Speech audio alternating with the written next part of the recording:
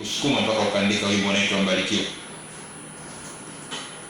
Moja, kwanza kuna maisha ambayo niliyaishi kipindi nilikuwa sijaokoka. Ndio. Yalikuwa ni maisha ambayo yalikuwa ni maisha ya kuhangaika. Nilikuwa siwezi nikaishi sehemu nikatulia, nitaishi hapa nitapata shida, nitafukuzwa hivyo. Yaani yalikuwa ni maisha ya mateso kiufupi, lakini pale ambapo nilikubali kuokoka nikampa Yesu maisha yangu, ndio niliona yale maisha yaliondoka, yale maisha ya mateso na manyanyaso kwangu. Na nilipata wimbo kama huo. Bwana sawa, hata wewe ambao unanisikia labda kuna namna unapitia kipindi cha mateso kwenye maisha, lakini umemsikia Madam Glory Yeshua amesema mara baada ya kuokoka basi kile kipindi cha maisha ya mateso kikapita kabisa. Yes. Kwa hiyo na tuambiaje sisi ambao tunaenda kuusikia maybe kwa mara ya kwanza Mbarikiwa, ni wimbo wa utatutia moyo ama utatufanyaje? Ni wimbo ambao unatia moyo hata kwa yule ambaye pia anapita, labda pengine anapita pale ambapo mimi nilipita. Ninaamini kwamba akisikiliza wimbo huu utamtoa sehemu na kumpeleka sehemu nyingine. Lakini pia ni wimbo pia ambao unafariji pia. Unafariji na kujenga. Bwana sana, ni wimbo ambao unafariji na kujenga, lakini pia utakutia moyo kwa wewe ambaye sometimes sama leo kuna namna unapitia mapito ambayo si mazuri na unatamani Mwenyezi Mungu aweze kukuvusha katika hayo mapito. Sasa kupitia Mbarikiwa ya kwake Glory Yeshua itakusogeza na itakupa imani ya kuamini ya kwamba Mwenyezi Mungu yupo na atazidi kutenda mengi makuu kwenye maisha yako. Nakupa kibali cha kusikia ujumbe wako, comments yako iache kupitia namba 0653 28 82 36, lakini fahamu ya kwamba leo ni siku ya Jumapili na ni siku ya ibada, na of course iko ibada kubwa sana ambayo inafanyika leo pale Kimara Temboni Ngomeni. Ni ibada ya kutawazwa familia nzima, baba, mama pamoja na watoto na watu wa damu yako. Zamu ya kutawazwa ni leo, ni kumiminiwa kichwani mafuta ya kutawazwa pamoja na familia yako na kuweka wakfu familia nzima na kuweza kufungua njia ya mafanikio. Kwa hiyo ukipata wasaa hakikisha kwamba unafika pale Kimara Temboni ili kwenda kushiriki katika hii ibada nzuri ambayo mtumishi wa Mungu ameandaa kwa ajili yetu. Kwa sasa ni Mbarikiwa ya kwake Glory Yeshua, amesema ni wimbo ambao utatutia moyo. Enjoy. Tukirejea story nyingi mimi pamoja naye kuhusiana na muziki ambao anafanya.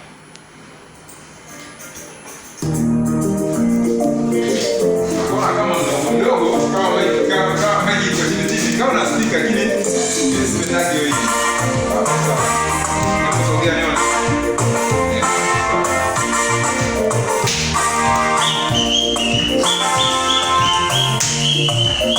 Ilikuwa na majina mengi sana iliyoitwa na wanadamu, ilikuwa na majina mengi sana walioniita, maana waliita kutangatanga, kisiye na mwelekeo. Nilipokubali kumpa Yesu maisha yangu, ameyakuta majina yote kwao, na wote walioniita majina ya aibu, Yaachie bwana wewe. nilikutana nao wanamwogopa Mungu wangu, aliyenifanya Mbarikiwa, aliyeondoa aibu kwangu, aliyenifanya Mbarikiwa, aliyeondoa aibu kwangu. Mbarikiwa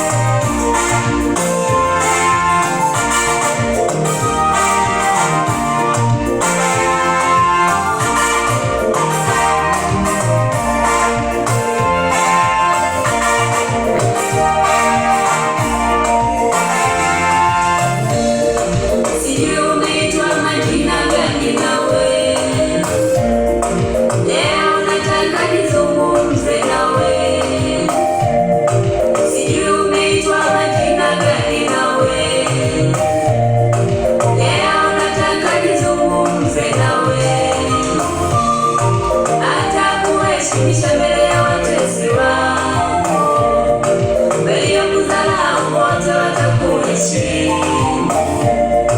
Dharau zao zimebeba heshima yangu. Siyafurahia mambo Masafa ya Magic FM Mwanza. Mbarikiwa, naitwa mbarikiwa mimi leo. Leo amenifanya mbarikiwa Yesu. Nami ameniheshimisha, naitwa mbarikiwa mimi leo. Amefuta majina yote, mbarikiwa huyu Yesu. Mimi ni mbarikiwa, naitwa mbarikiwa mimi leo. Amenifanya mbarikiwa huyu Yesu. Ona leo naitwa mbarikiwa mimi leo. Amenipa majina mapya, nashangilia mbarikiwa huyu Yesu.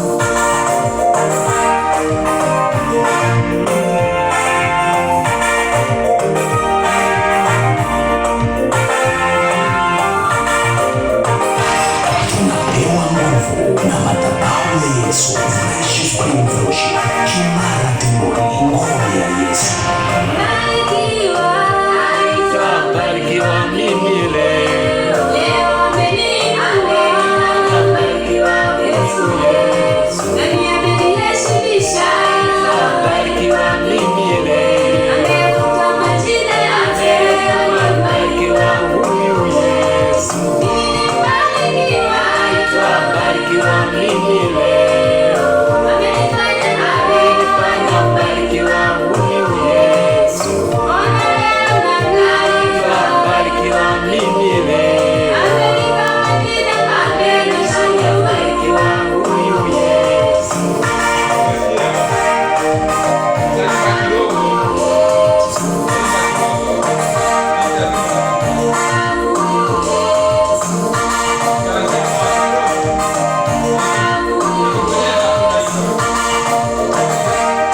Ukiwasha tu naimba. Nitakupatia mwenyewe. Nilikuwa na majina mengi sana niliyoitwa na wanadamu, nilikuwa na majina mengi sana. Walioniita mala waliniita wa kutangatanga, nisiye na mwelekeo. Nilipokubali kumpa Yesu maisha yangu, ameyafuta majina yote kwangu.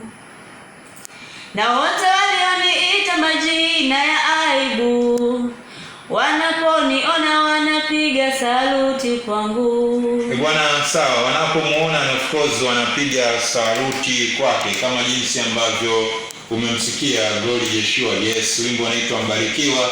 Naamini tena na imani kubwa sana wewe ambao unaisikia Magic FM asubuhi ya leo kupitia channel utakuwa na enjoy sana. Na of course utakuwa unabarikiwa sana, na ni vizuri kama asubuhi kuna kucha tu unaanza na Mungu na inakuwa nzuri hata kwa siku yako nzima, mambo yanaenda kuwa mazuri zaidi. Sawa. Glory, tumeenjoy kusikia wimbo wako, tumejisikia amani, tumejisikia raha sana.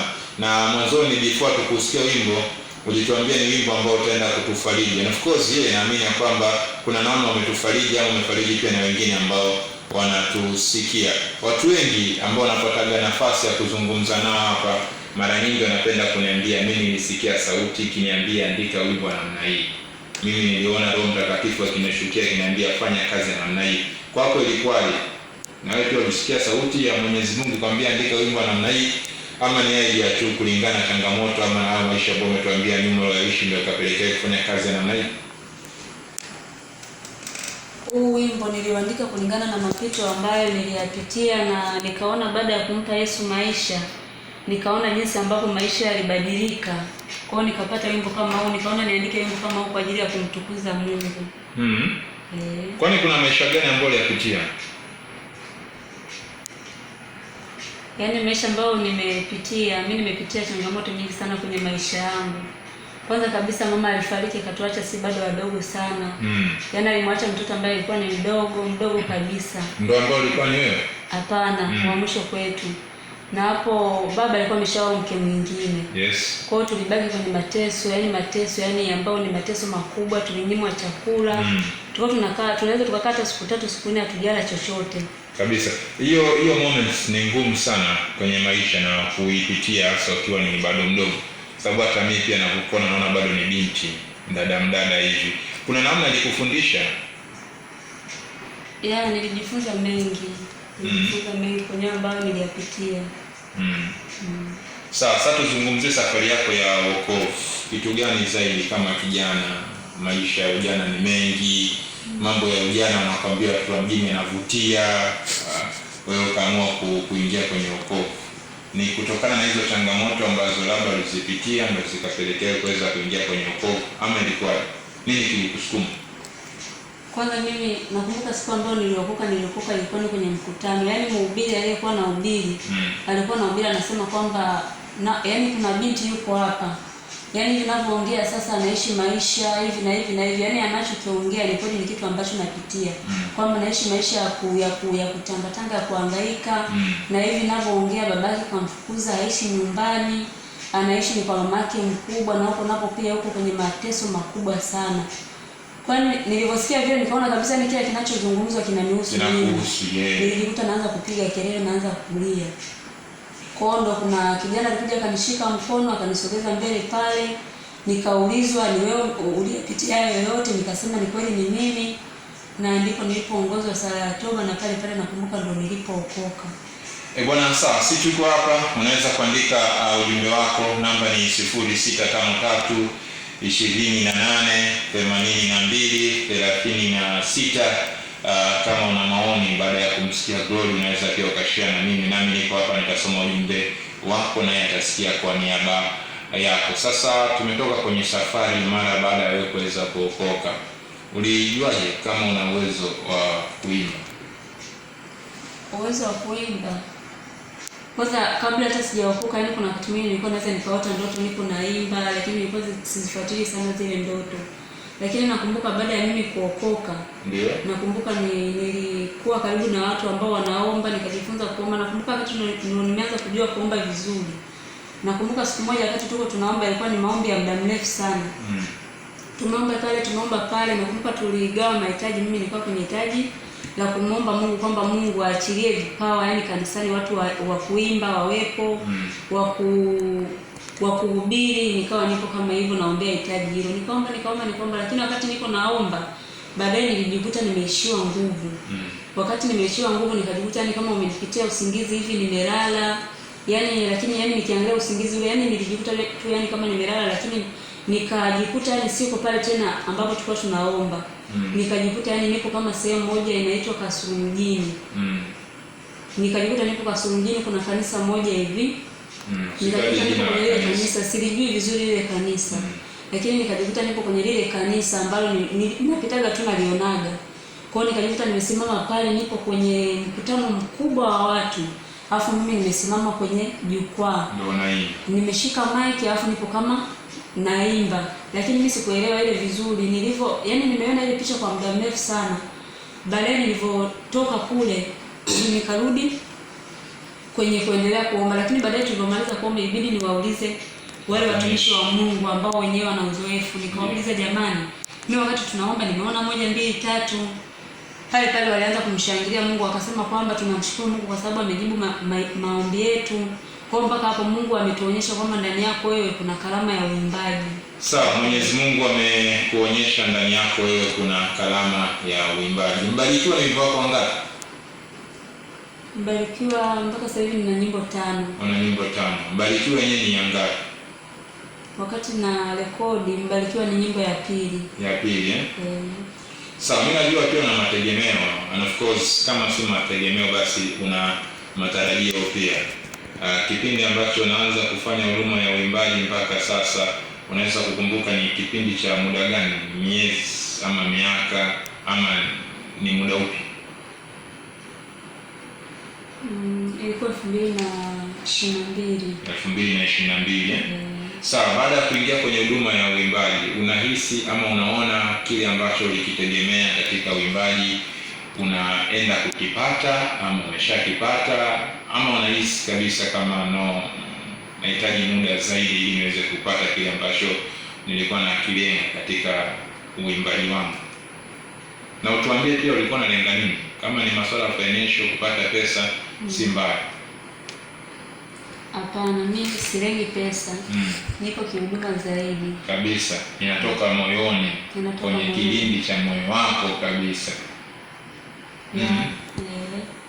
Sawa, watu wanakuzungumziaje ambao unaishi nao?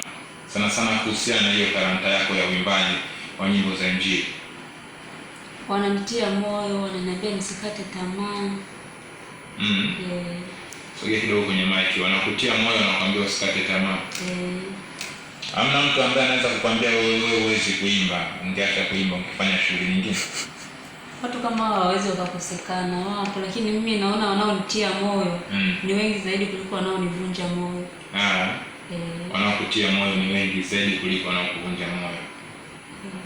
Sawa, wako waimbaji ambao wanafanya poa, utakuja kuniambia baadaye ni waimbaji gani ambao wanafanya vizuri na wewe pia unawakubali. Lakini kwa sasa tuzungumze, familia ina support huduma yako? Kama ina support kwa namna gani? Nasapotiwa, kwa mfano kama mume wangu ananisupport sana. Yaani ananisupport sana kifedha, maombi, ushauri. Lakini wengine pia naweza nikasema ni kama yani wazazi wanaonilea wa kiroho. Mchungaji wangu na mama mchungaji wangu ni watu pia ambao wananitia sana moyo. Wananitia sana moyo. Wanakusupport sana. Amina. Sana. Bwana, sasa tuko na Goli Joshua, kama jinsi ambavyo nimekupa taarifa, baki hapo, lakini nakukumbusha pia juu ya ibada ambayo inaenda fanyika siku ya leo pale Kimara Temboni Ngomeni kwa kuhani na mwalimu Richard Mwacha. And of course itakuwa ni ibada ya kutawaza familia nzima, baba, mama pamoja na watoto. Watu wa damu yako, zamu ya kutawazwa ni leo. Itakuwa ni ibada ya kumiminiwa kichwani mafuta ya kutawazwa pamoja na familia yako na kuweka wakfu familia nzima na kuweza kufungua njia ya mafanikio. Kwa hiyo kama unahitaji njia za mafanikio yako zikafunguliwe, basi hakikisha kwamba unapata neema ya kuweza kufika kwenye ibada siku hii ya leo. Ibada ya kwanza inakaribia kuanza pale Kimara Temboni, lakini mara baada ya ibada ya kwanza utakuwa ni muda mzuri pia kwa ajili ya ibada ya pili. Unaweza ukashiriki ibada ya kwanza ama unaweza ukashiriki ibada ya pili, lakini hakikisha Jumapili hii ya leo ukae nyumbani tu, unapata muda mzuri kwa ajili ya kwenda kushiriki katika ibada. Na kama una mengi mazuri ambayo ungetamani Mwenyezi Mungu akatende, basi ni muda wako sasa kufika kwenye ibada na upeleke hayo mahitaji ama maombi ambayo ungetamani Mwenyezi Mungu aende kutenda kwenye maisha yako. Wako vijana na wanaishi kwenye ujana, na mambo ya ujana ni mengi kama jinsi ambavyo nilisema hapo mwanzoni. Glory, umewezaje kusustain kuishi kwenye wokovu na kuishi kwenye hofu ya Mungu muda wote, ili kama kuna kijana mwingine ambaye anakusikia basi aweze kujifunza? Wengi wanaona ni gumu kwa kijana kuokoka Jumapili tu kanisani, ni kuingia kwenye masuala ya uimbaji, kufahamiana mpaka na watumishi wa Mungu wawe marafiki zako. Wewe umewezaje? Amina. Kwanza mimi nadhani kama unajua ni wapi ambapo yani Mungu amekutoa, maana najua kila mmoja anayeokoka kuna mahali Mungu anakuwa amekutoa. Yaani kuna mahali Mungu amekuwa amekutoa kwenye maumivu yako tofauti. Kwa hiyo sidhani kama unajua kabisa Mungu alikokutoa na unaona kabisa kipindi hujaokoka na kipindi umeokoka kuna utofauti mkubwa. Sidhani kama unaweza kuleta mchezo kwenye wokovu. Kwa lazima kijana ajitathmini, aweze kujua wapi Mwenyezi Mungu alipomtoa. Akijua hivyo basi hawezi kuleta mchezo kwenye wokovu. Kabisa. Mimi najua ziko changamoto unakutana nazo katika huduma yako. Ipi kubwa?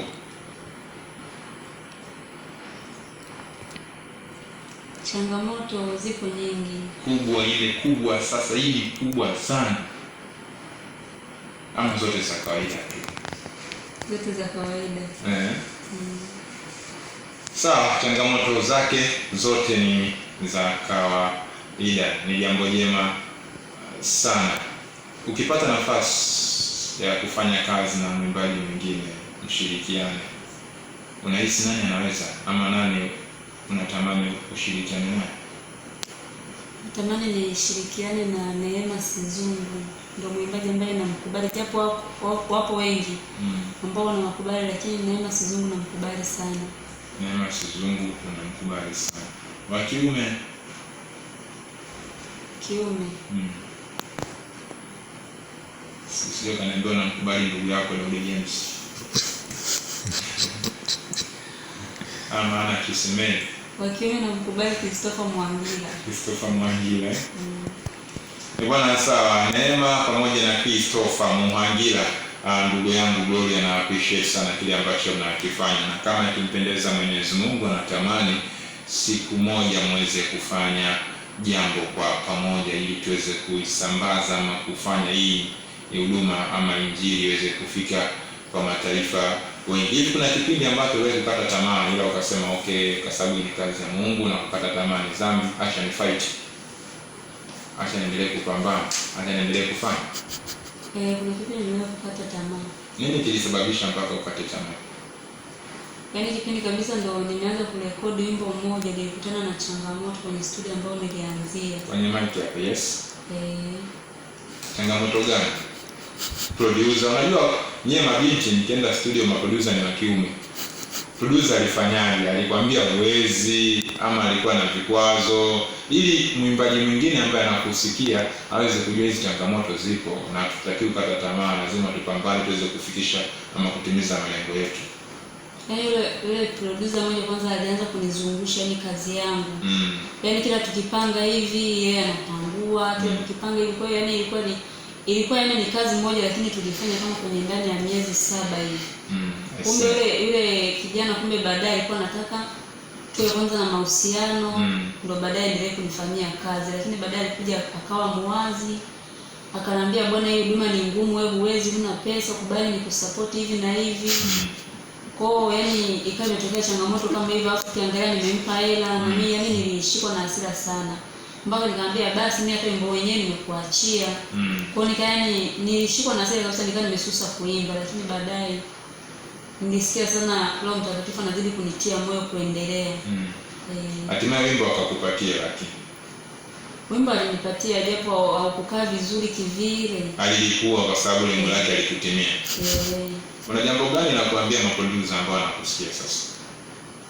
Yaani jambo la kuambia ni vizuri, yani wanapokuwa wanafanya kazi ya muziki labda na mwimbaji, ni vizuri sana waangalie kazi kuliko kuangalia mambo ambayo yako nje ya kazi. Sawa, tumesikia Mbarikiwa na tumeenjoy, and of course tumebarikiwa pia kama jinsi ambavyo lengo lako lilikuwa sisi tubarikiwe, lakini wimbo tutie moyo. Next, wimbo gani mwingine baada ya Mbarikiwa utakuja? Zipo nyingi sana. Zipo nyingi sana. Tusubiri kwa kipindi gani? Maana sisi tunachukulia kama Mbarikiwa ndio wimbo official sasa hivi umetupatia. Kwa hiyo tunaamini baada ya kucheza Mbarikiwa, kuendelea kusustain kwenye mainstream kama hivi, kuna kazi nyingine ambayo itatoka lini? Mwezi gani? Yaani sina muda mrefu sana, kwa sababu mpaka sasa hivi niko naendelea kuwaza kuziachia nyimbo zingine pia zisikike. Na siku hizi watu wanazungumza sana kuhusu masuala ya album sana. Wewe una mpango? Kwa mpango ninao. Wa kuandaa album. Kwa hiyo pia tusubiri tuone album ya ndugu yetu Glory Joshua tatufikia muda si mrefu. Amina. Video yaani vyote nilikuwa kwanza naanza kukamilisha album ya audio. Mpaka sasa hivi kwenye audio naweza nikasema kwamba zimebaki ni nyimbo 2, kwa sababu nilikuwa na uhitaji wa nyimbo ziwe 7. Kwa hiyo nikishakamilisha nitaanza kushoot video sasa. Bwana sawa, tujiandae kwa ajili ya album ya kwake Glory Joshua, na of course sasa hivi ni mwendo wa Mbarikiwa, kwa tutaendelea kuenjoy Mbarikiwa mpaka pale ambapo tutapata neema kuweza kupokea kazi nyingine, lakini pia tukiendelea kuwa tulivu kwa ajili ya kuendelea kusubiria album ya audio. Baada ya hapo sasa tutapata neema kuweza kutazama album ya video. Itawezekana, lakini naamini hivyo. Amina. Bwana sawa, sisi tuko hapa, nafasi yako sasa, unaweza ukapiga simu tukazungumza kupitia ibada ambayo itafanyika siku ya leo pale Kimara Temboni Ngomeni kwa kuhani na mwalimu Musa Richard Mwacha. au unatamani Yesu Kristo akatende nini kwenye maisha yako, lakini pia utatoa mwaliko kwa ndugu jamaa na rafiki zako watatu, ili na wao basi wakapate neema kuweza kushiriki pamoja nawe katika ibada ambayo itaenda fanyika siku ya leo. Lakini mara baada ya kuweza kumalizana na glory, watu wengi wamekusikia, maybe labda kuna kitu ambacho litamani wasikilizaji waweze kujua kutoka kwako, lakini mimi sijakuuliza. Huu ni muda wako kuzungumza nao.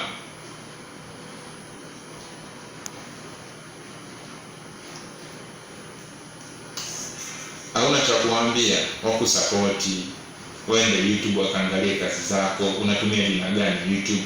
Kama unatamani watu wakupigie simu, ndo wakupe mialiko ABCD, namba zako za simu, ni wakati wake sasa. Kweli cha kuambia watu wanaonisikiliza, kwanza kabisa nipende kuwakaribisha kuendelea kusikiliza nyimbo zangu, na zaidi waingie pale YouTube.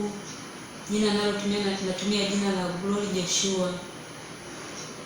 Wakiingia tu pale wasisahau kusubscribe, kucomment, kulike, kushare. Kabisa. Naamini kwamba mambo mazuri yanazidi kuja kupitia mimi. Bwana sana, nenda YouTube andika Glory Joshua, ukifika pale kama jinsi ambavyo amekwambia, usiache kusubscribe, lakini kucomment, like and share, ili basi mataifa yaweze kusikia kile kitu ambacho Mwenyezi Mungu amekiweka ndani yake Glory. Kama jinsi ambavyo umemsikia neema tu, Mwenyezi Mungu ameachilia kipawa kwake, na lengo kuhakikisha kwamba tunazidi kuitangaza na kuisambaza injili iwafikie na mataifa mbalimbali. Kwenye YouTube ni Glory Joshua. Instagram, Facebook kama unatumia? Natumia Facebook na TikTok. Ni jina hilo la Glory Joshua.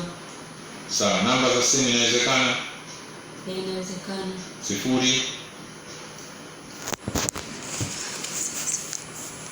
Sawa, kipindi ambacho najipanga kwa ajili ya kuweza kutajia namba yake ya simu, basi mimi pia naendelea kukukumbusha ya kwamba hata mimi nikitoka hapa ndani ya Shenioni, basi njia ni moja kwa moja kuelekea pale Kimara Temboni Ngomeni kwa kuhani na mwalimu Musa Richard Mwacha. Ndio maana nakupa hii taarifa mara kwa mara, ili rafiki na wewe ukapate hiyo neema kuweza kushiriki katika hii ibada. Na uzuri wa ibada ya leo ni ibada ambayo ina contain familia nzima, yani baba, mama naye pia wawepo pamoja na watoto, kama kuna ndugu jamaa na rafiki pia wawepo, kwa sababu ibada leo ni ibada ya kwenda kumiminiwa kichwani mafuta ya kutawazwa pamoja na familia yako, na kuweka wakfu familia nzima na kuweza kufungua njia za mafanikio.